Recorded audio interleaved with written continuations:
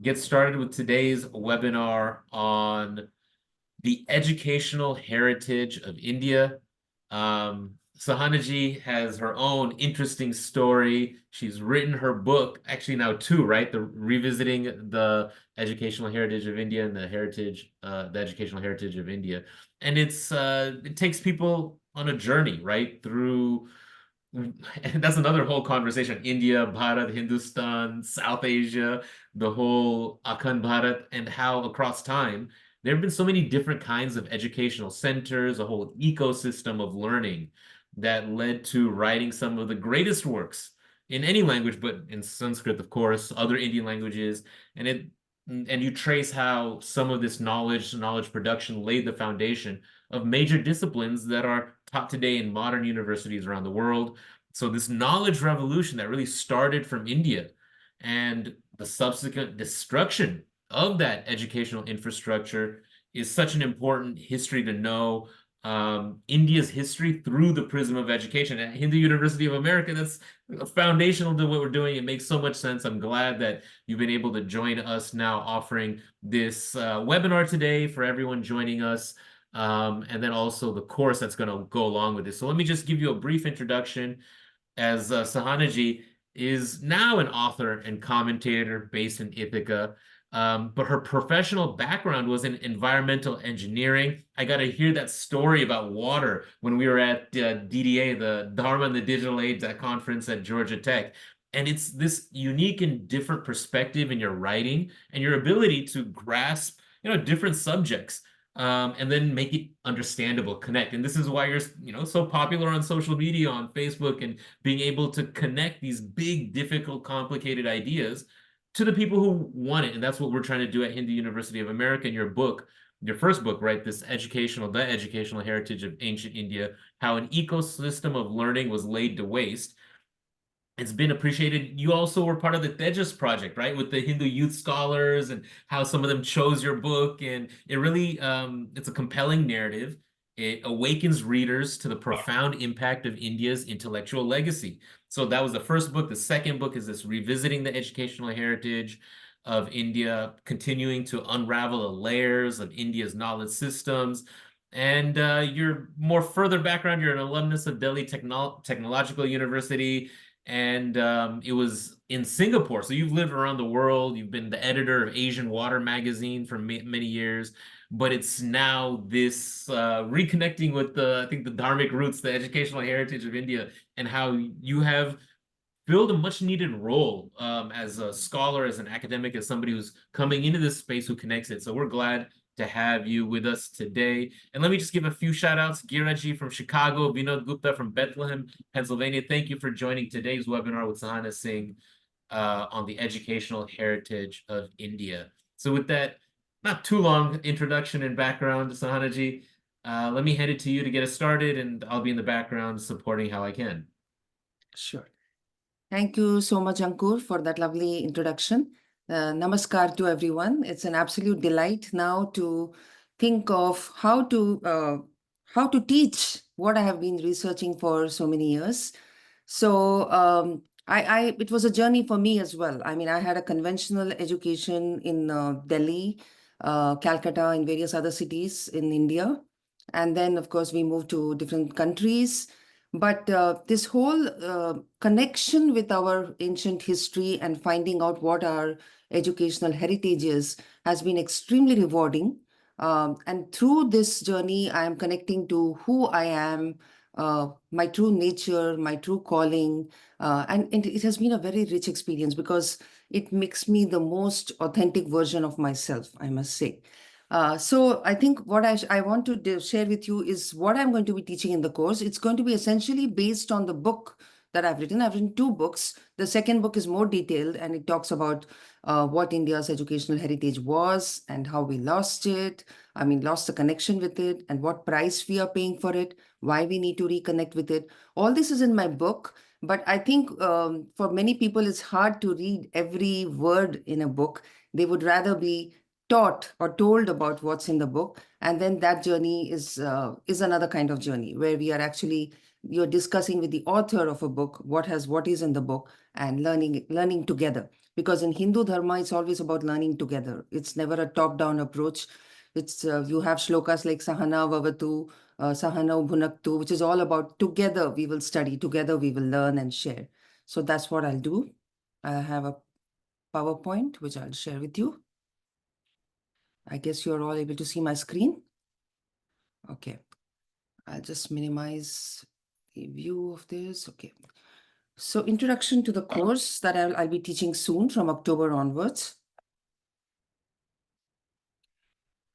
My talking points today will be to give you a glimpse of the new course and its structure, because I've done many, many webinars on what's in my book, but I just want to tell you what I'll be teaching and give you some idea on what you will gain from the course and share the learning objectives. The learning objectives are there in the website of HUA, but let me just go over in greater detail with you. So India's educational legacy is very unique. I mean, there are other civilizations which have contributed a lot of knowledge to the world, but India's legacy is very unique because there is a whole tradition of we still have evidence of what that tradition was. There are there are many other civilizations which have been wiped out, but we still survive and stand, and we are still continuing that tradition in many places. So that's why we are unique. And thinkers from ancient India like Kanada, Sushruta, Charaka, Aryabhatta, Varahamihira, Brahmagupta, Bhaskaracharya, Panini, Patanjali, Pingala, Bharata Muni, so many others have left a profound and enduring influence on the disciplines that we are pursuing today, even today in the universities. When we are, whatever subjects we are studying, if we go back to the history of it, you will find that it leads back to India. So it is India's legacy that is being taken forward. And when we look at the discoveries and innovations from India in math, science, medicine, language, art, music, philosophy, water management, and many more, you will find that it is these innovations that laid the groundwork, that laid the foundation for modern knowledge.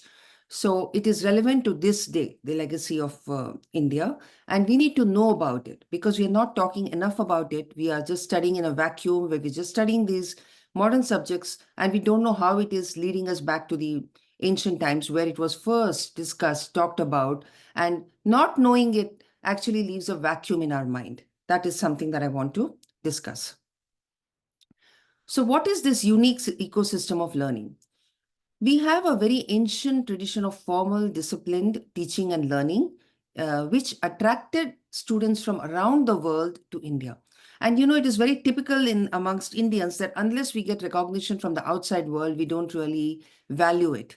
And it happened with me as well. It's only when I came to know how much Indian knowledge and Indian education systems were valued by the outside world that I began to value it myself. So many students came from different parts of the world to study in various universities in India. Now, there might be some debate on whether we should call them universities or not. We can go into all that during the course. Okay. So the tradition was that in India for thousands of years, parents were pushing their children to get into the top schools. So at different points, there were different schools. Nalanda was there, of course, for quite a long time. But before that, there was Takshashila. And before that, there were many others, and we still are digging out. We haven't dug out more than 5% of India's archaeology. So we are still in a in an infancy stage when it comes to archaeology. Ujjain, for example, was an ancient center of learning, and it's all built up now because it's a continuous civilization. So more people are there, and so people are living everywhere. So you can't really dig out where people are living. And that has been a challenge in Indian archaeology. Now, we had many significant rites of passage, many ceremonies to mark the educational milestones of education. And this itself is a data point because where else, in which other civilizations do you have these ancient ceremonies for initiating into various stages of education that are still being followed today? But Hinduism, Buddhism has it, right? So these ceremonies are important. They give us a lot of information. And in my course, I'm going to talk to you about the forest universities, the universities that were located in the midst of nature, where different subjects were taught like sciences, math, astronomy, prosody, literature, etymology. So we'll go into all that. And in the center of this slide, you see a Brahmin student who's this is I think from the 18th century or so, where the student's hair has been tied to the wall, to a nail in the wall, so that he cannot drop off to sleep. He will keep studying and studying, right? So this is just to illustrate what the culture was like of just going on and on with pursuing your goals of education and not letting sleep or anything else come in the way.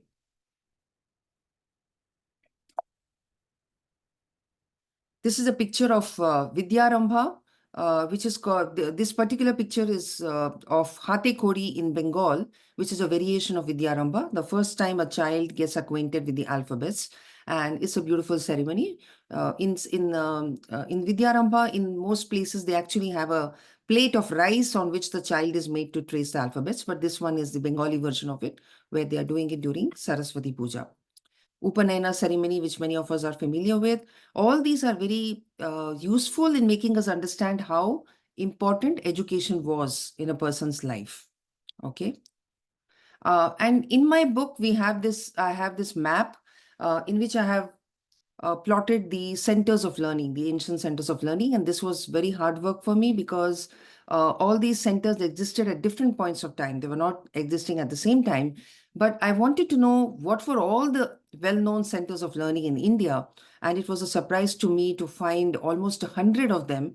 And there are still many that I have not included. And these are all kinds of, they were Buddhist, they were Jain, they were Hindu, different fields of different disciplines that were being taught in the same place. Like, in one, for example, Nalanda is seen as a Buddhist university in the eastern part of India, but they were teaching a lot of subjects connected to Sanskrit and Hindu Dharma, the various darshanas and all that. So the strict division between Buddhism and Hinduism as we see today wasn't really there. Subjects were all being studied together.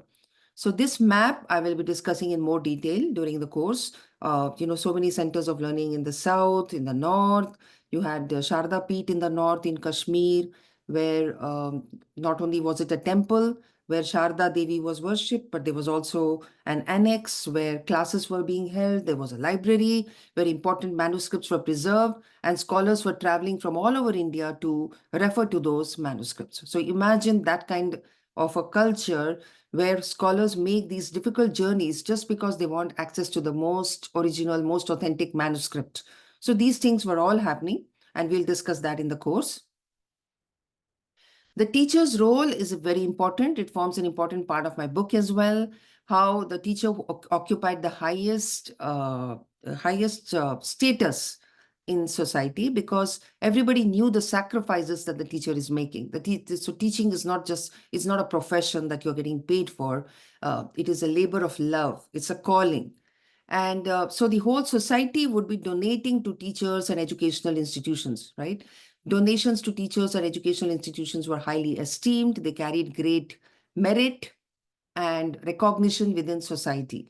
So word would get around if somebody made a huge donation to an educational center, and that person would be given a lot of importance because he is donating to learning and preserving the ancient knowledge systems.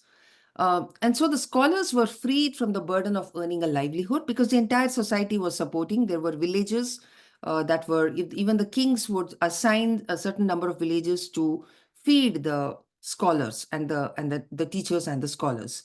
And the villagers were doing it happily because they knew that whatever they are growing, the crops which they are donating to these institutions would help in preserving knowledge, would help in producing men and women of great character because character building was a part of education.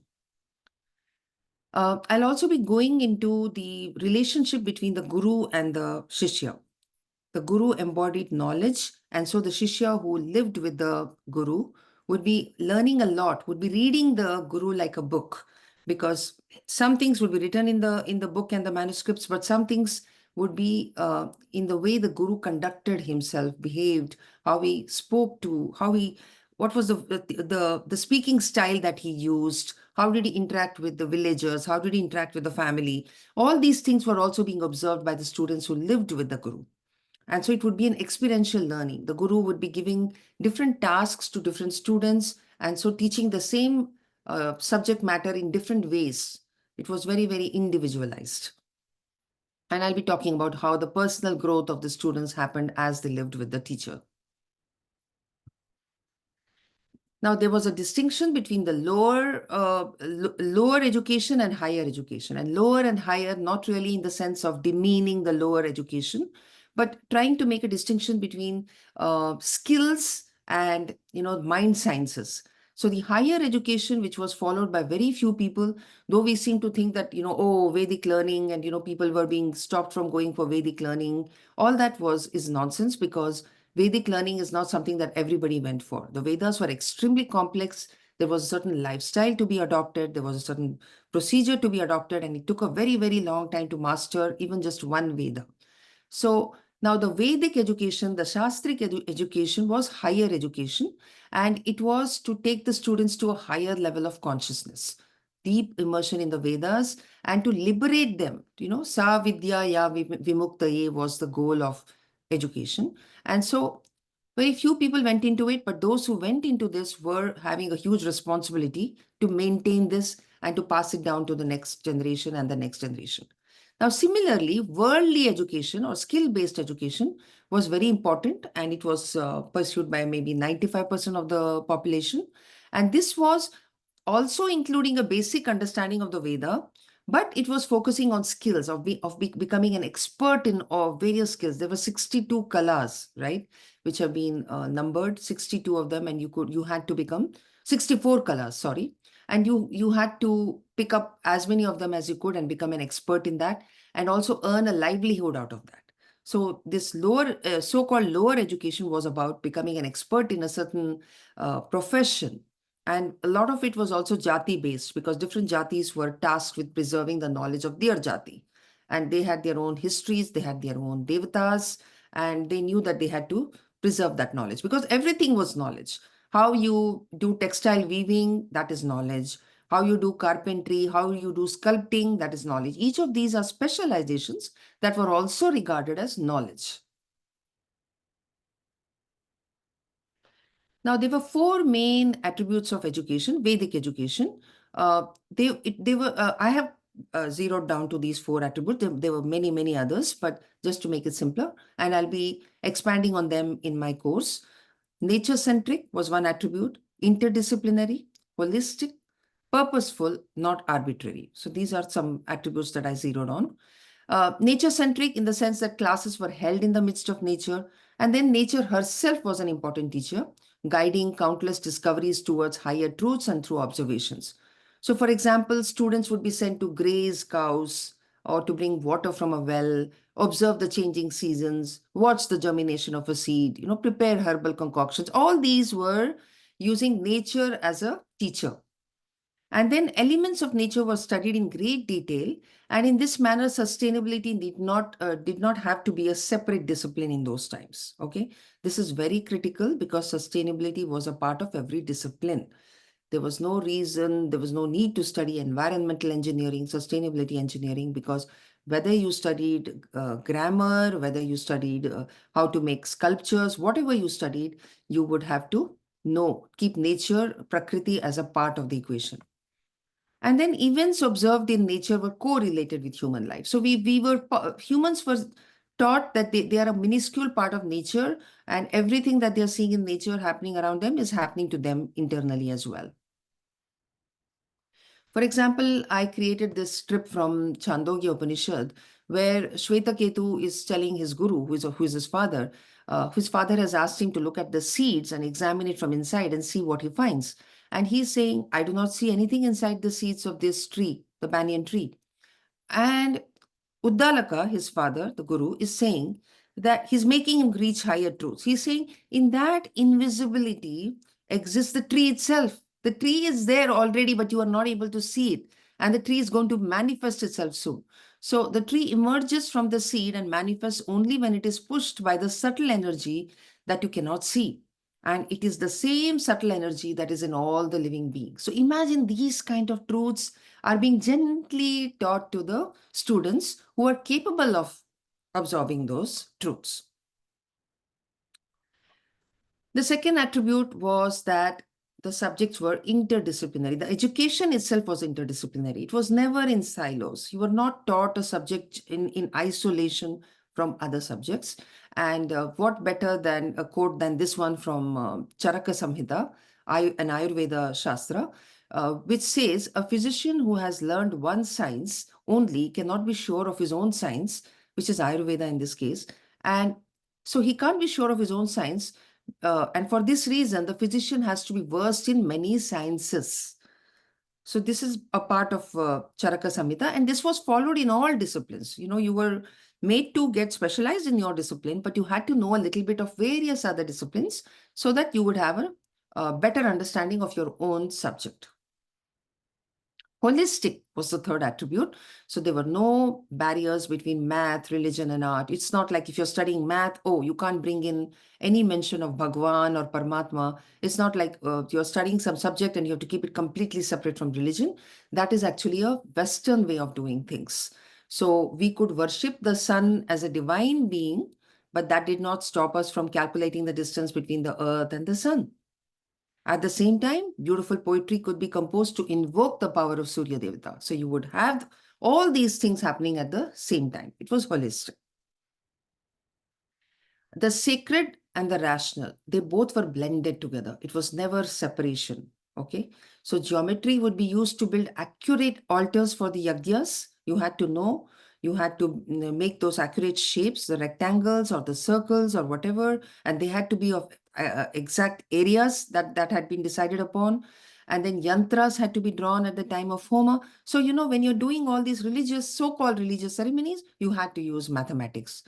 You had to use astronomy and trigonometry to calculate the auspicious timings for these rituals. Now, this is an absolute contrast to the system in Europe and in the Western world, where science faced a lot of obstacles. Okay, Europe had to deal with religious opposition to scientific thought, and it was only during the Age of Enlightenment that the Western world achieved freedom from religious dominance. So these differences will be demonstrated to you during the course. I'll give you more data points. Then I will show you how our educational system was purposeful, not arbitrary. And a simple example is the way we studied language, right? The way we studied the letters of the alphabet, how they were arranged from the places of articulation. Like k, k, g, g, ng is articulated from the lower part of the kantha. So they are arranged together. So it's not like A, B, C, D, E, F, G, where randomly some alphabets have been put together and children have to memorize it. So we had to memorize in a very logical way. So ch, ch, j, j, nya are pronounced from the talu.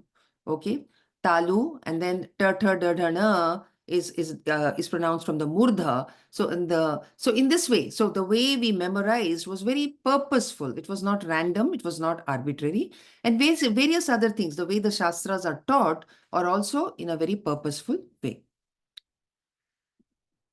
So we had many, many pedagogical tools, but I got very interested in these four, and this is what I'll be elaborating upon. How we were using games to teach certain things, how stories were being used, how memory training was being done. It was a pedagogical method, and then debate was also being used.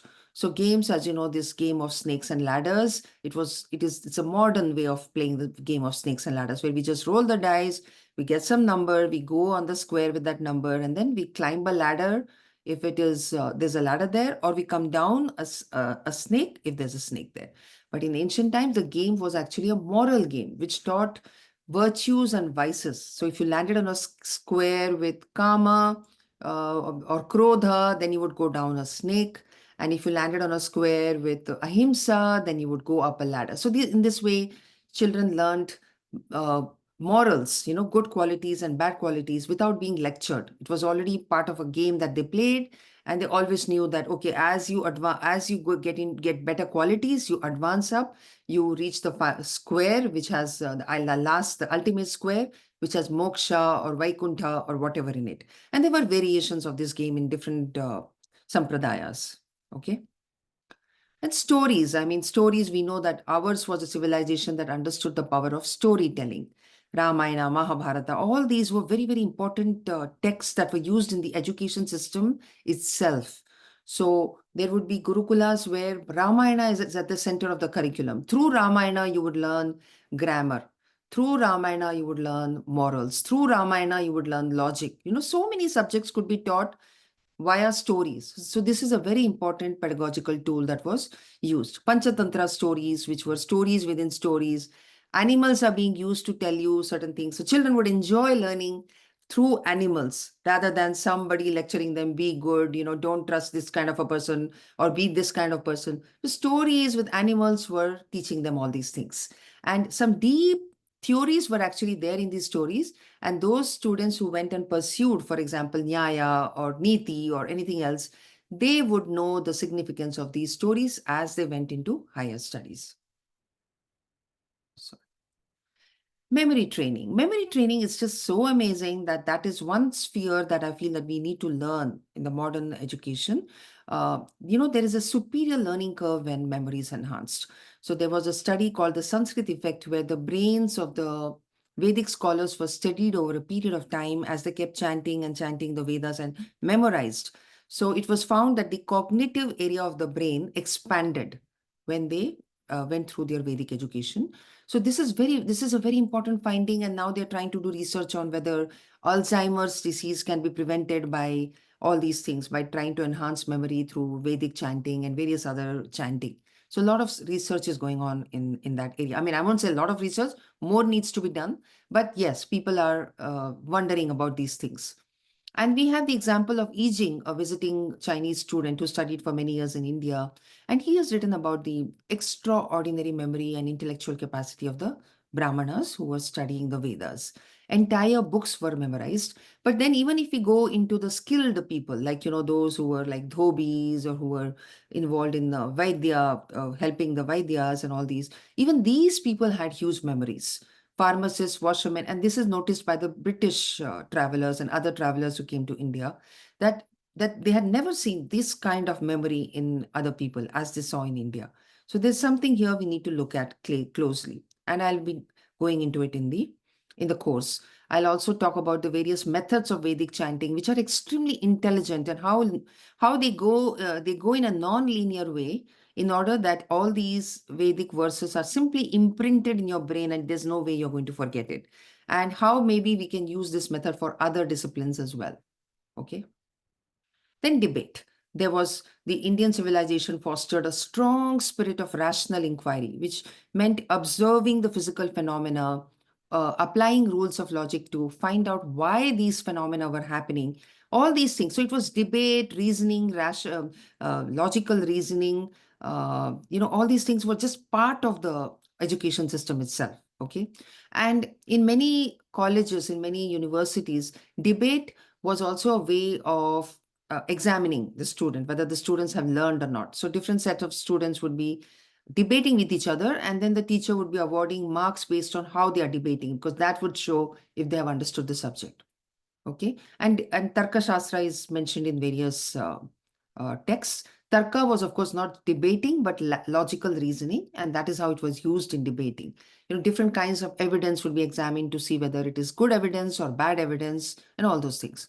And kings organized intellectual tournaments in order to bring out these scholars with superior knowledge, with superior public speaking skills, so that the public would also be able to, would know that these are our role models and we need to learn from these people.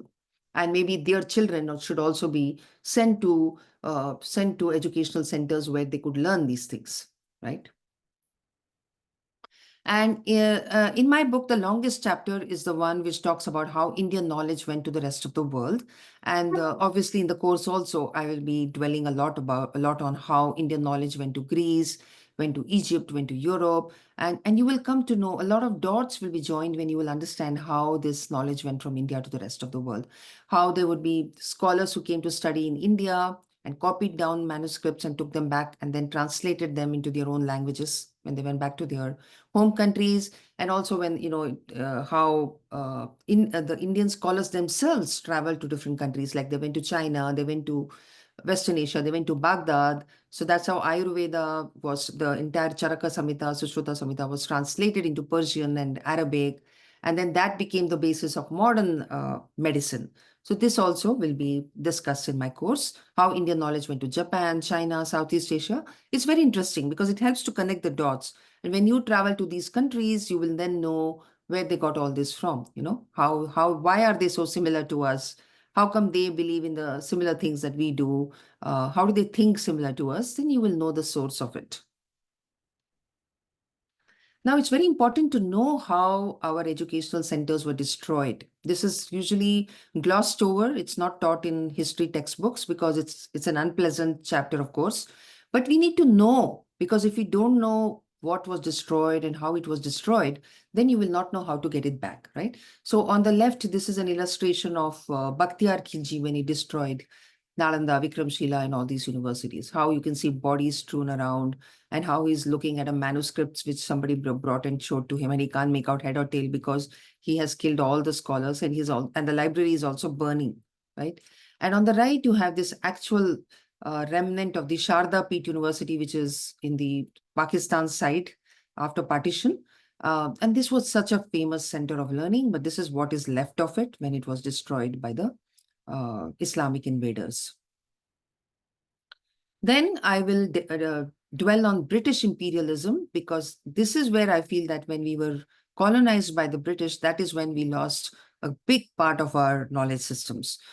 So when the British were hell-bent on fleecing us, and that led to and they were taking away our food grains, led to famines. And you can see this picture, this evocative picture, where the natives, starving natives, are waiting for famine relief, and how they have been reduced to just bones, right? It's something that we should all know. We should know the colonial destruction of indigenous education, how the vernacular schools were defunded, and how everything that India produced was diverted for Britain's benefit. Temples were taxed. No food was there for teachers and students in Pathshala. So the earlier system where food used to be given to the students when they were studying, all that was taken away because now the funding was gone. The poverty spread like an epidemic. Indigenous industries were wiped out. Prosperous artisans were turned into landless laborers. And the richer Indians who supported the British rule were given some favors, right? And there was a demand for English education because they felt that is their way to climb up the social ladder. So English education became essential to rise in status. But even then, those who were studying English, the elite, were still second-class citizens in British India. And I will share with you how Hinduism was condemned in the parliament, in the British parliament. It was denounced as a beastly religion, and convent education was promoted. And this trend continued even after independence. After India became independent, it was literally a continuing of the British rule, though there were some changes made because the leaders were themselves schooled in the English education system.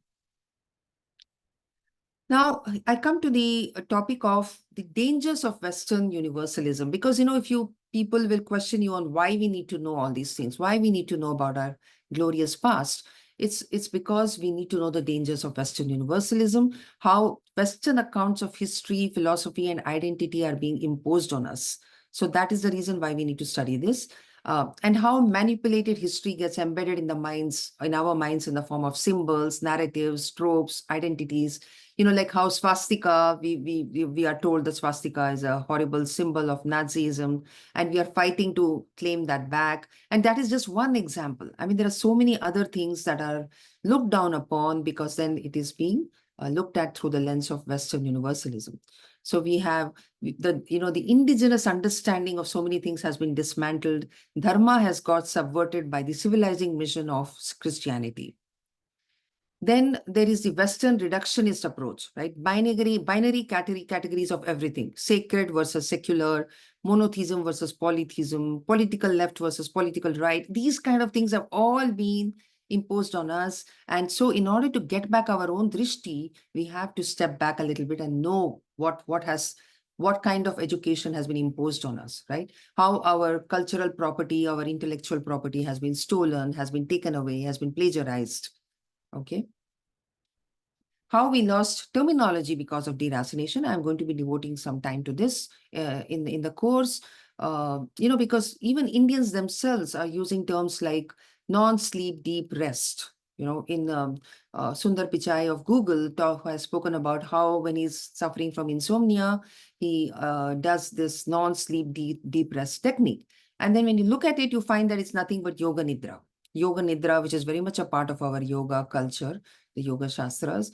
Then there is this alternative nostril breathing technique which has been imposed, which is nothing but pranayama. So the terms are being taken away from us because we ourselves are not too familiar with a lot of terms, and we are not fighting to keep these terms, because when you take away the term, then that means you're cutting that contact with the ancient Indian knowledge system, and now it becomes universal with no credit given to the gurus who made it, who taught it, and at the same time you're cutting it away from the rest of the knowledge which should also be consumed along with this.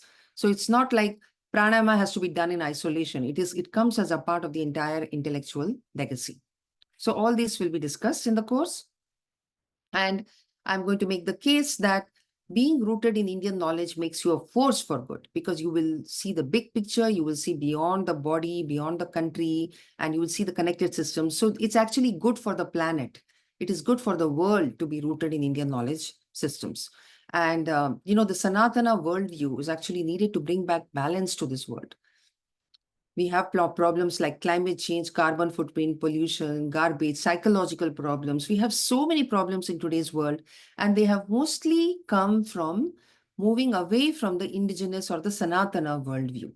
And I always like to quote Einstein, who said, you cannot solve problems with the same thinking used in creating those problems. That's why you need to move back towards Sanatana Dharma, and the Sanatana Dharma Drishti. Being rooted is necessary to avoid being erased. So we have to hold on to Indian knowledge systems, or they'll be erased, appropriated. And, we will be told that everything came from the Greeks, so Pythagoras, Democritus, Aristotle. They are the root of all knowledge. And there'll be no acknowledgement of India's contribution to knowledge. Yoga, Ayurveda, Dhyana, all these will be secularized. They will be dissociated from Sanatana Dharma. So it's very important for us to connect back to our educational heritage, to connect to our knowledge systems. There is a growing industry that seeks to demonize Hinduism, yoga, Brahmins, ceremonies like Vivaha. You will be seeing all these advertisements that are being thrown at you. Different aspects of Vivaha are being shown to you, like, Kanyadana is a horrendous practice, and we need to get rid of it, and we need to change it. Or, everything is being presented as a patriarchal custom. Then malicious content is being targeted towards the youth to take them away from their culture and their civilization, which actually was keeping this whole world in balance. Okay. And I'll also like to share with you my journeys to Gurukulas and Ved Pathshalas, because after I did my research, it automatically started leading me to find whether any of this ancient knowledge is being taught anywhere. And that's how I came to know that there are a number of Gurukulas. There are also people like you and me who are setting up new startup Gurukulas. So I have visited a number of places in Uttar Pradesh, in Karnataka, then in Gujarat and Telangana, and my journey is continuing. So I will share some of that with you so that you will know the use of this knowledge, whether it is benefiting the students or not, and whether we need to bring it back or not. So these are some pictures that I have taken in Vishnugupta Vishwa Vidyapitha, Gokarna. And you can see this is an astronomy class that is going on, being taught in an oral way without blackboards, and still the children are understanding everything, right? Then this is the Vidyaranya Gurukula that I visited in Telangana, and I was astonished to find a chess tournament going on. And as you know, today you must have heard the news that India has won the chess Olympiad. And I was just thinking that they have actually connected back to an ancient game that we ourselves invented. So Gurukulas are teaching a lot of subjects apart from the Shastras. They're teaching all these things as well. Then this is Vidya Kshetra in Bengaluru, one of my favorite Gurukulas, where these students are, I think, learning agriculture. They are all, and agriculture is a compulsory subject over there. Everybody learns agriculture, apart from many, many other subjects. So I'll share some of that with you. The learning objectives of the course are there on the website, but just to go through it quickly with you, you will develop a critical understanding of Indian history from the prism of education. Because we have seen history through monarchies and wars and things like that, the exploitation and things like that. But let's look at it from the prism of education, Indian history through education. Then we will examine the Guru Shishya Parampara, which is responsible for our knowledge today. We will identify the damage caused to Indian education by Islamic invasions, European colonization, and defunding of educational indigenous institutions. And then we'll look at what are the practices from ancient education that we can apply today. Okay, and I hope that we will reimagine education as we go through the final classes and generate a sense of responsibility towards preserving and propagating Indian knowledge systems. So with this, I come to the end of my webinar, and so I'll be mainly teaching from my book itself, this book, Revisiting the Educational Heritage of India. It is not essential for you to buy this book in order to do the course, but if you have the book, then you don't need to take notes because of the references and all are given in the book. So if you ask me, where do you get this from? I'll tell you to look at the book, the exact reference is given in the book. And here are some ways to be connected with me. So thank you very much. I'll stop sharing now. And if you have any questions, I'll be happy to answer. No, that was so good.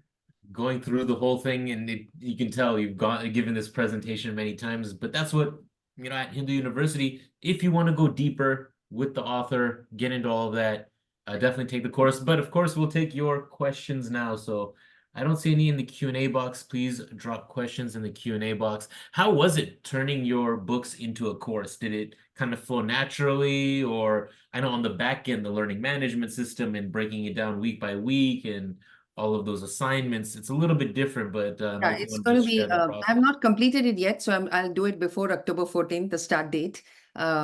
So it is going to be a little bit of a challenge because giving a talk or just writing a book is different from actually teaching in a way that it stays in the mind. So let me see if I can actually use the ancient tradition, the ancient techniques itself, uh, to make sure that the students who join this course remember things and are able to use it. Because I want them to have data and arguments with them because we live in a very Hindu-phobic world. And they should have all this at their fingertips. Instead of thinking that, oh, somebody is there in some book, they should know how to make these arguments.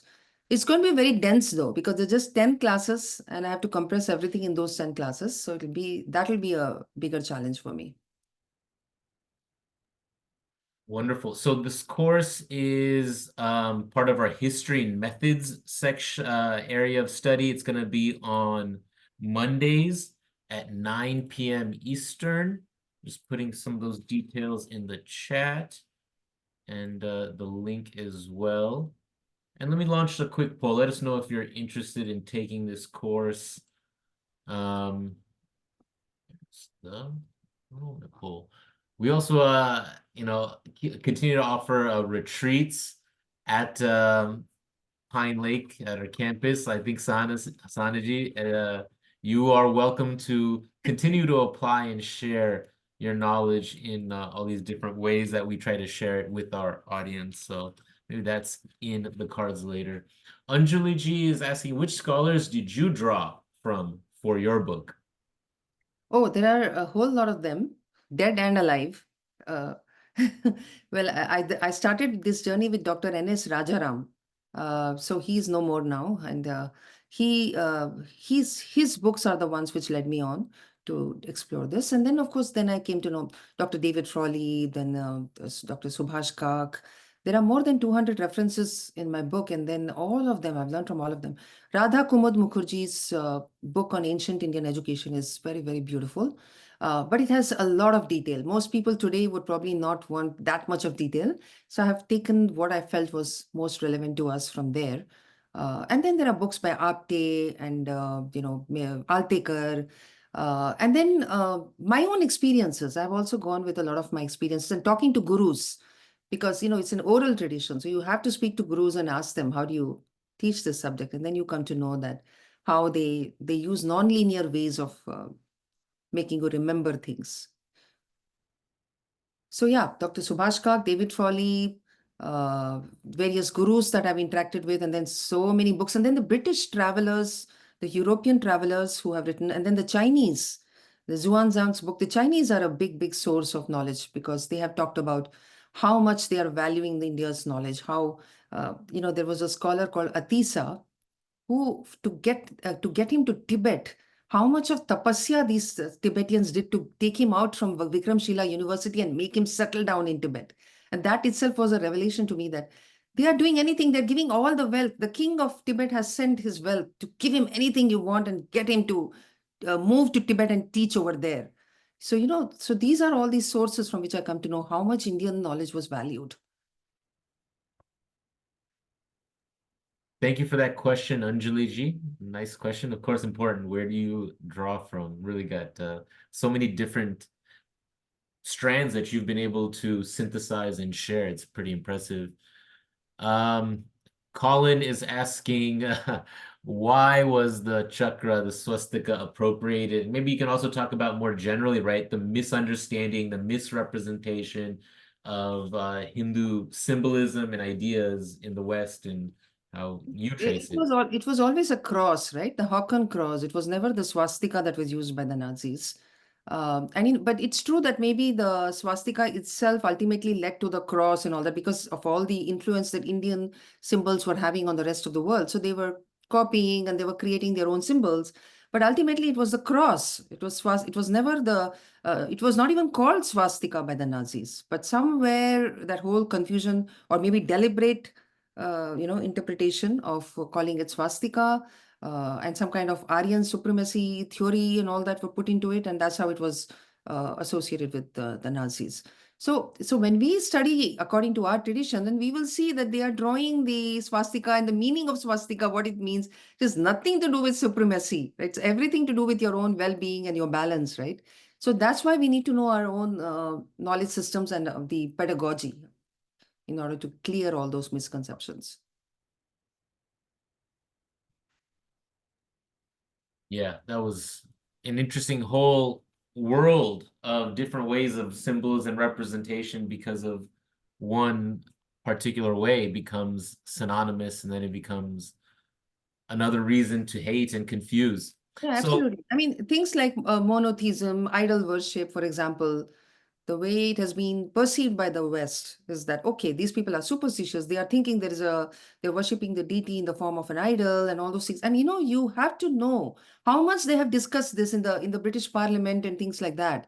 That these stupid people who don't know that they actually worship, they take a metal or they take stone and make idols out of it, and we need to stop this. So there's been a concerted effort to change India's education system, and we should know all the history of it. yeah, you brought up the point about how much they spoke about our educational systems, our beliefs in their parliament. Maybe you could also trace and talk about how the different belief systems, sampradayas, different regional kind of development within, going back millennia, how that had to play in a role in the education system. And you already talked about how people would go and travel to engage with different ideas and that whole exchange, but maybe also from that interfaith or intercultural perspective, you have some thoughts that are interesting. Your voice is actually breaking up, but I think you're talking about your question was how did the different sampradayas interact with each other and all that? Was that the question? I think you're frozen, Ankurji.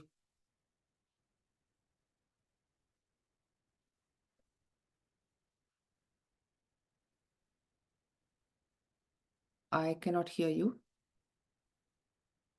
Is everybody able to hear me? Let me look at the chat box.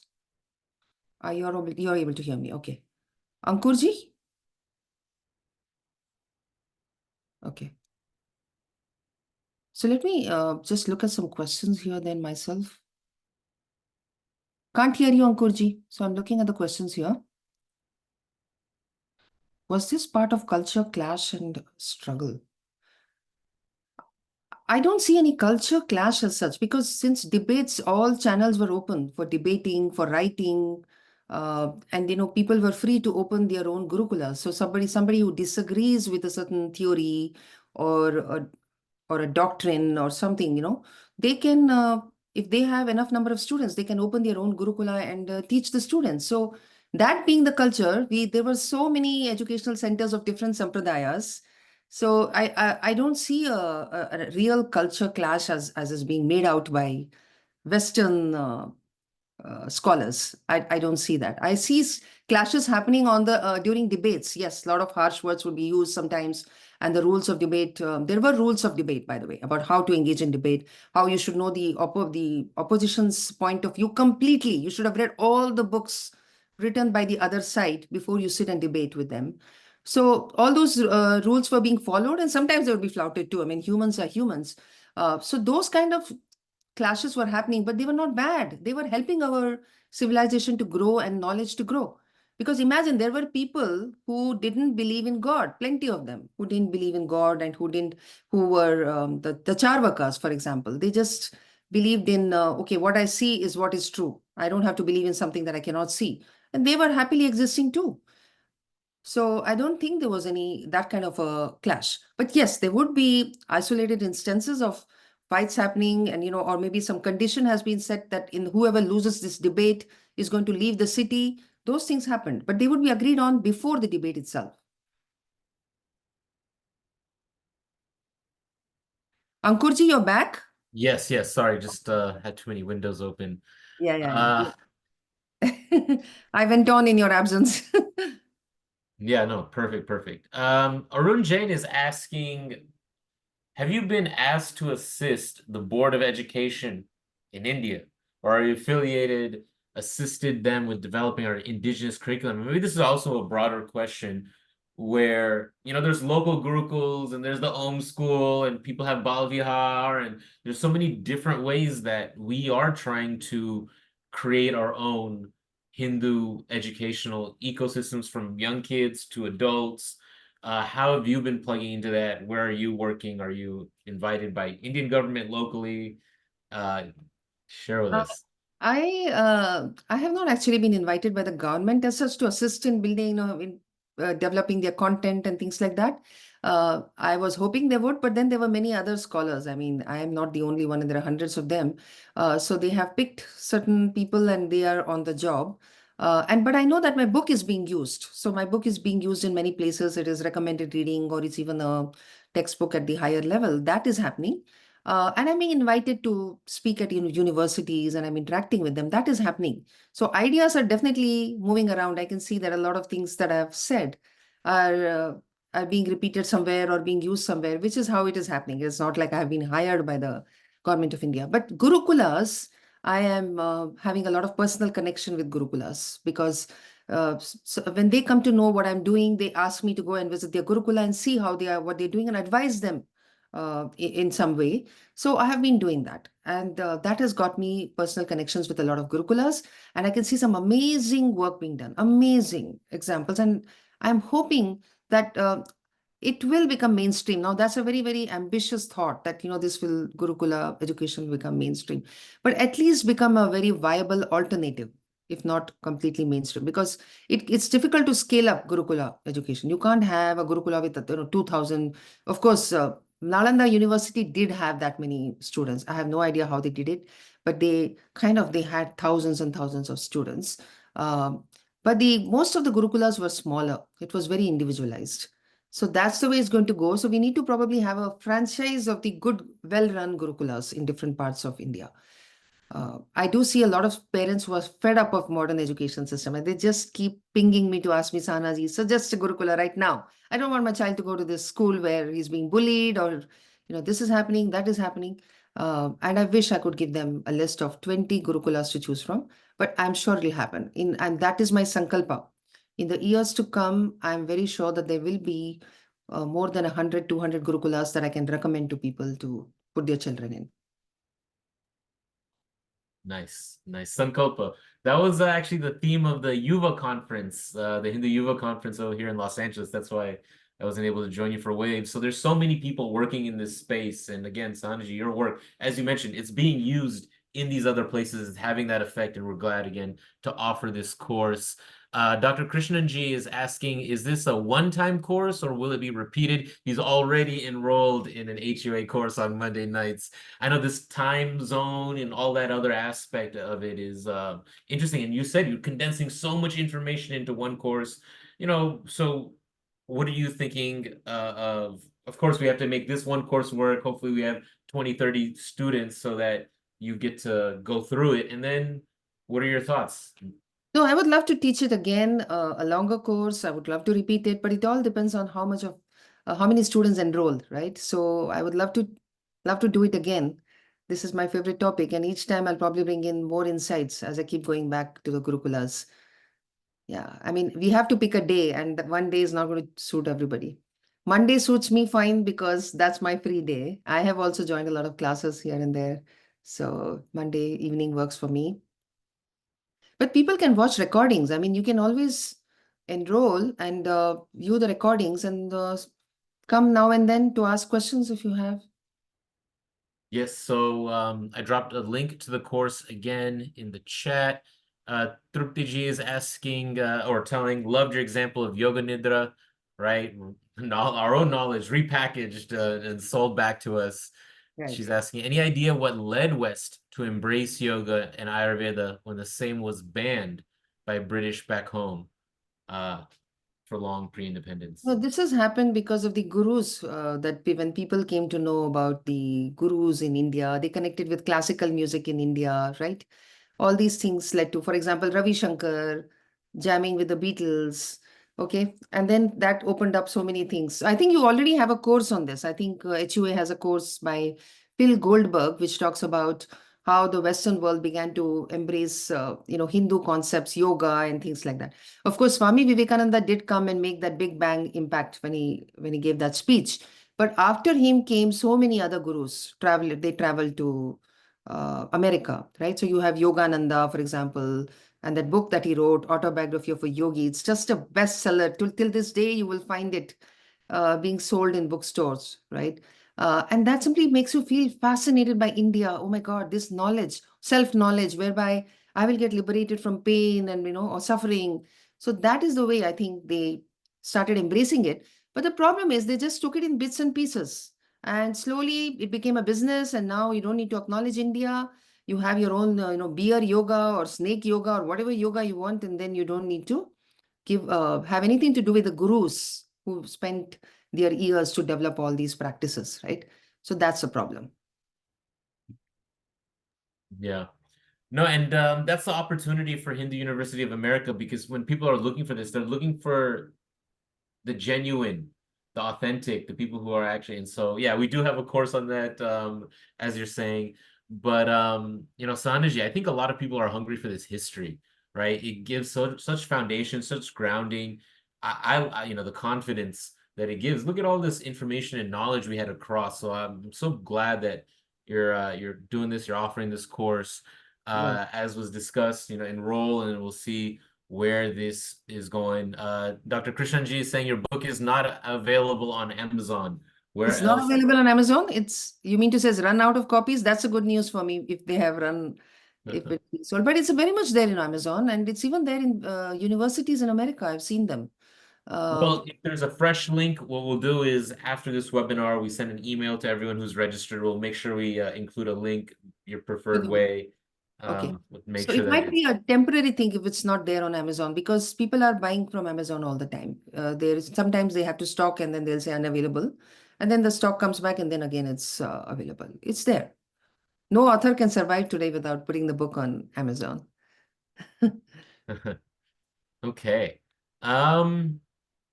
Yeah, I think, yeah, this course is a part of the certificate program in Hindu Studies. I think it's an elective, it's not a core. This is the first quarter we're offering it. It may move that way later on, but that's different process. Thank you, Sharaji, for that question. You can tell who our certificate students are, the people who are in the programs. Glad to have those committed folks. And then, of course, all the people who just want to take one course, see what it's about, learn about a particular subject. Maybe you connect with Sahanaji in particular. Maybe you've been hesitant to take an HUA course, but hopefully this is the one that gets you to commit. Again, our learning management system is proper.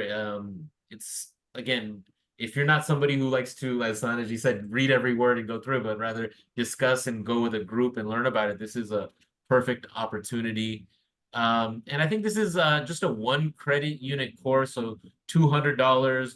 It's Maybe you should have been a 1.5 credit course. You're gonna run out of time every week going into so much. But you'll plan and manage it, and you'll engage, and it'll be a really good experience for everyone, I think. So I highly see, encouraged. I see a question from S. Chitra about how do you connect IKS with water management? Oh, it's very, very deeply connected because we were so in India, we knew how to harvest rainwater, how in the when the rainy season, how to capture all that water so that in the dry season we are able to use that water.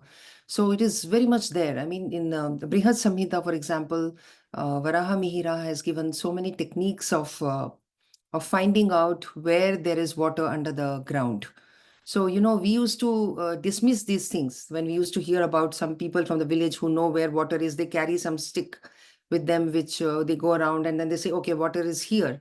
Now, that is actually a kind of knowledge. It is, it's a kind, it needed training. This is a skill to know where the water is buried under the ground. So in deserts and in dry places, there are these experts who know where there is water, and they're not using sensors, they're not using sophisticated equipment like today is it's being done, but they knew where the water is. And that, I think that skill has almost died out now. I don't know if it's being taught to the next generation, but this was actually a knowledge system that was being taught, how to know where water is. And then, of course, how to save the water, how to conserve water, then how to transport water, how to build aqueducts. Like, in like the engineers from India were quite famous for the aqueducts they built, the bridges that they built. So all this was part of the water management system. And then the crops to grow, which crops to grow in which season. So you're not going to grow a crop which takes a lot of water. You're not going to do that in a dry place. So it was all according to what is suitable for that terrain and what is suitable for that season. All this was knowledge, and this was being taught by those particular jatis that were engaged. And then, of course, those who wanted to learn could also go in and learn those things. It was not like some watertight compartments for all these jatis, and they're not letting anybody in. That wasn't the case. Right? A lot of it was merit based. It wasn't as we're often told it was caste ridden and only certain people, only the Brahmins could study. But there was a lot of everyone had the access to different levels of educational systems depending on. Well, yes and no. I mean, in the sense that, in those days, there was nothing like you have to be politically correct and say things which are perceived. It was like, okay, what works best? So if they see that, okay, Vedic education is different from the skill education, as I told you. So for the Vedas, they want perfect pronunciation. They want a certain achara. You have to have a certain lifestyle. You can't be the kind of person who is doing a set of jobs and then wants to study the Veda. So they were very particular that you should be born into that life of studying Veda. So you have seen your father doing it, grandfather doing it, and you know certain things. So you don't need to be taught each and every little thing because you've already imbibed it from the womb. So that kind of thing was there. So that is the reason why for when it came to Vedic learning, they would look at the family you come from, and whether you're a Samaveda family or a Rigveda family, all those things they would look at. Uh, but if somebody from a totally different community who has no Veda experience, but is deeply interested and wants to learn, and then makes every effort to come get into this, we do hear of those people getting in and learning. That did happen. Okay. And similarly, all the other trades, people were guarding their turfs. I can't say that, okay, you had access to anything and you would get in freely. There was always a barrier in the sense of you have to prove your competence. You have to show that your guru is going to assess you and see how much you're ready to give of yourself for learning this. And gurus were there in every profession, right? I mean, you want to learn sculpting. Suppose you're a Brahmin and you want to learn sculpting. There will be barriers for you because you come from some Vedic family, and so they will ask you, why do you want to learn this? What are you going to do with this? Is your plan to make a lot of money? What is going on here? So, there will be those kind of uh, barriers, you could say, to discourage those who are not serious about doing this. So that's the way it was. It wasn't like, I can't say yes or no. Yes, there were barriers, and it's not like, okay, you're a Brahmin, so now automatic entry into Vedic learning. Even that was not happening. I mean, you have to show by your behavior and how much you have absorbed and how interested you are. So plenty of Brahmins were not getting to be Vedic scholars, so they will do something else, like maybe Purohit job, because Purohit's job was considered way easier than being a Vedic scholar, because Vedic scholars' life was the hardest life, where you have to memorize so much, you have to maintain the highest conduct, you have to not eat until you have fed these other people.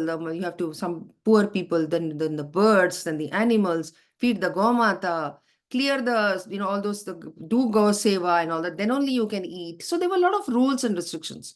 So the impression being created today is, oh, there's a scramble to become a Vedic scholar, and then they're all being kicked out and they're saying, oh, no, only Brahmins will be let in. That's not the way.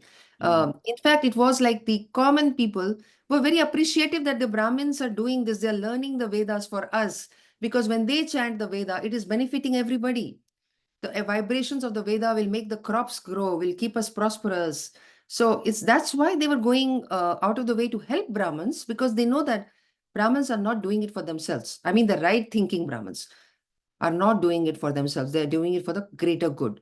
And the Brahmins who were exploitative, or who were, not Brahmin in the real sense, they were not respected.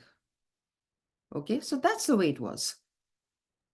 Thank you for that. That was really illuminating. Appreciate that. Um, and always comes up, even at the University of America, there's a current system, and the way that Het Pandyaji framed it, does the current system promote Gurukula students to continue as recognized professionals, right? What are we learning? Why are we learning? How are we going to apply it?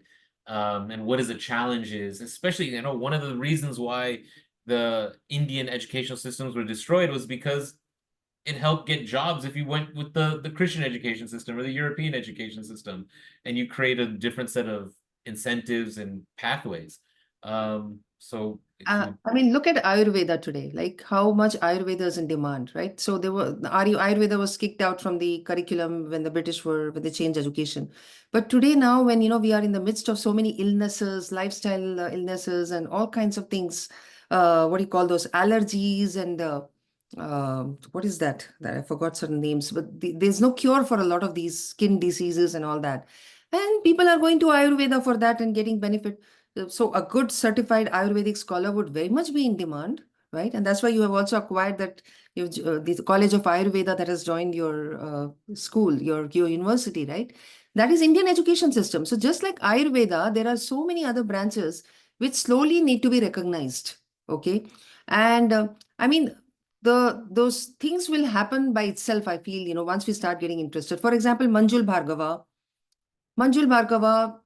in his holidays, used to go to Jaipur, and that is where he picked up Vedic mathematics and all the traditional Indian way of Indian mathematics. And then when he came back, he started using it for mathematics research, and that's how he got the highest medal in mathematics. So straight away there you see the link between Indian knowledge system and the highest award in mathematics, right? So what I think is that when you get into Indian knowledge systems, you will start thinking in innovative ways, because you have been forced to think in a certain way by the modern education system, which is actually linked to kind of monotheistic ways of thinking. And your mind gets freed up when you embrace Indian knowledge systems, because there is no barrier between all these disciplines, and your mind will automatically start connecting music with something, philosophy with something else, and then you start making those connections. And I sometimes think that uh, there are a lot of miracle drugs that we don't know about, or various other things that we don't know about, because we have disconnected ourselves from Indian knowledge systems. So many ways of thinking which we are not having because we are disconnected, which is stopping us from making those big discoveries for which we'll get Nobel Prizes and things like that. So I feel that just get into this, just jump into this ocean of Indian knowledge, and then you will start making those connections, right? So if you are a person who is very interested in geography or geology, okay, you're studying geology in the modern system, but now you start finding out about the Indian knowledge of metallurgy and things like that, geology, and then slowly you will start understanding something, and then you will explain a new concept. Maybe you'll come out with a new paradigm, which you will get credited for. So I think these are the things that will happen when we embrace our knowledge. Wow. Yes. What a great pitch. Yes. And embrace your Indic knowledge systems, learn about the educational heritage of India, apply it in so many different ways and possibilities. Join us, join this course with Sanaji. It's going to be great.